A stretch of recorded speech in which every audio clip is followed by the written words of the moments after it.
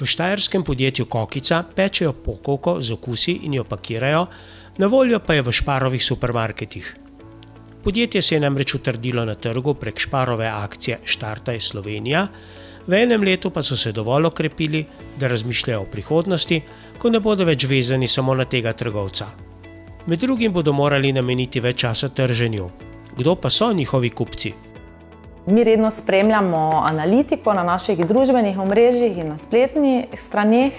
Iz tega smo ugotovili, da je večinoma naših sledilcev so ženske, stare med 24 in 36 letom. Iz tega povzemamo, da so tudi one naši glavni kupci in tudi v ston komunikacije, objave na družbenih omrežjih nekako skušamo približati ravno ženskam. Pokovko ponujajo v 6 okusih. V enem letu poslovanja pa so se dovolj okrepili, da načrtujejo nakup novih strojev in razvoj novih izdelkov.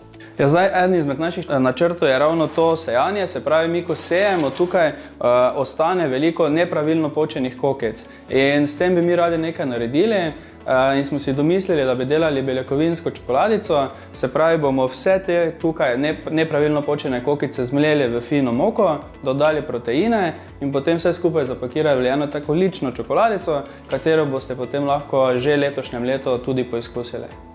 Podjetje so zagnali v domači hiši, proizvodnja pa je že presegla njene zmogljivosti. Potrebna je selitev. Primerne prostore so našli v poslovni coni v Mariboru. Večji prostori bodo omogočili večjo proizvodnjo in vstopanje na nove trge. Cilj v letošnjem letu nam je tudi izvoz čez mejo, se pravi, aktivno se ukvarjamo s pogajanji za nemški trg in hrvaški trg, ker je pač naša proizvodnja že tako velika, da zmoremo tudi veliko več in bi radi to čim prej tudi dosegli. Podjetje Kokica je v letu dni zraslo od osnovne zamisli do proizvodnje za izvoz.